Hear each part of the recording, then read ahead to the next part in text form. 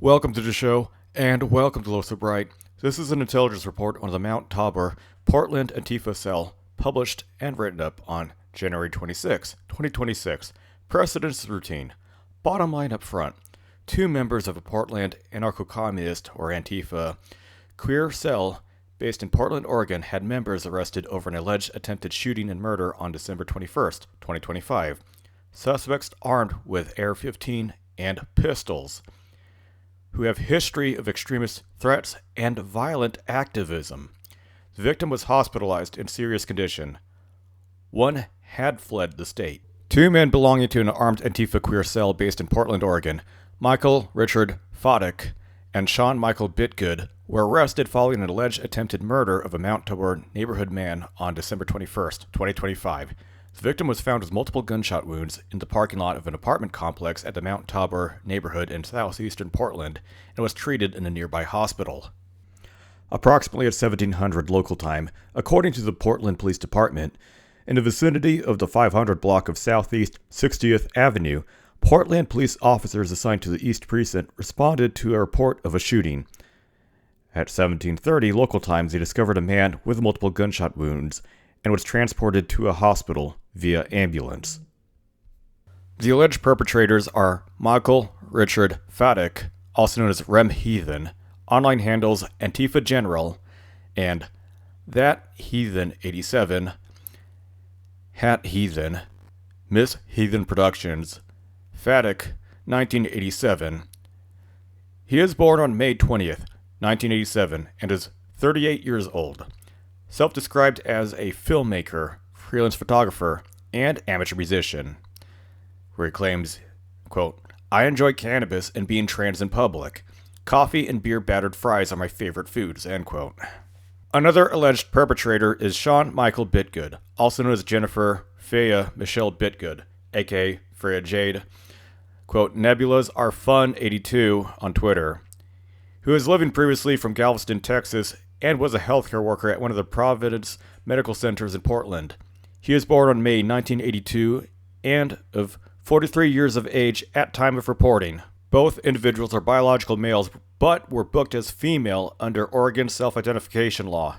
The cell during the alleged shooting was armed with two semi-automatic handguns and an AR-15 rifle, identified as a Gen 5 Glock compact double-stack handgun, possibly a Glock 19, a Glock single-stack compact handgun, possibly a Glock 43X, and an LWRC AR-15 rifle, equipped with a Holosun red dot reflex sight. During the date of the shooting, both Faddick and Bitgood were identified at the crime scene, yet were not arrested that evening. Faddick fled the state, and warrants were issued for both of their arrests on January 2nd, 2026. In Northern California, law enforcement belonging to the Mount Shasta Police Department arrested Faddick on January 8 after a witness called police at a gas station. Faddick has been extradited to Multnomah County, where he is booked in the Multnomah County Detention Center, with the Multnomah County Sheriff's Office as the arresting agency, where he is booked as female. He is charged with multiple crimes, including a count of attempted murder, 2 counts of assault, 2 counts of unlawful use of a weapon, and coercion. On January 10, outside of a far-left riot outside of a Portland ICE facility, Bitgood was arrested on his warrant. He was booked female inside of the same detention center with the Portland police as the arresting agency. His charges include coercion and unlawful use of a weapon.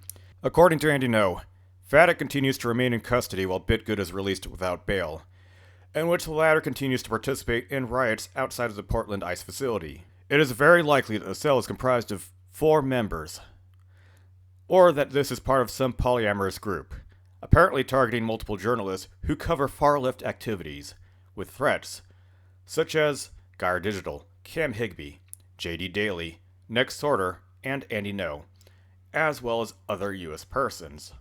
Faddick also made death threats against South Carolina Congresswoman Nancy Mance. Bitgood specifically made threats on Cam Higbee and Next Sorter, on responses to their ex-post stating, quote, "Look at it's a hit list. Watch your backs," and, quote, "Nice car. Assume all of you MAGA. Hat as holes will be gun. I will eliminate all of you. I now know where every single one of you live, especially Tommy Boy." Another threat would be, quote, Karma is coming to her and the rest of y'all. Against a U.S. person who is a resident criticizing Antifa rioters. Another threat posted would be directed towards Charlie Kirk's daughter. Quote, Charlie Squirt's whole family should be wiped out along with you and yours. Another one is, quote, I like my Nazis like I like my tire swings, hanging from a rope in my backyard. Another example of a threat from Bitgood in a video was regarding the incident of the Minneapolis ICE rioter, Renee Good, which he directed threats towards the ICE agent involved in this incident, stating, We have your face. We will get justice for a fallen comrade, whether it be judicial... To the ICE agent that murdered that unarmed civilian in Minneapolis, we have your face. We have pictures of you. We will get justice for a fallen comrade. Whether it be judicial justice or street justice depends on whether or not you turn yourself in and admit to your crime. That wasn't self-defense. That was murder. And you know it was murder. Don't put it off as self-defense.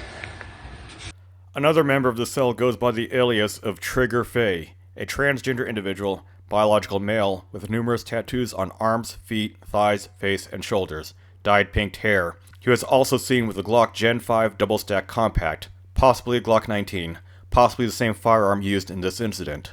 An additional weapon identified within the cell is a 7.62 NATO G3 pattern semi-automatic rifle, likely a Century Arms C308. There hasn't been any evidence of legacy media reporting on the Antifa ties of either Fatic, Bitgood, or the cell, as stated by Andy No. Endless comments can be found below.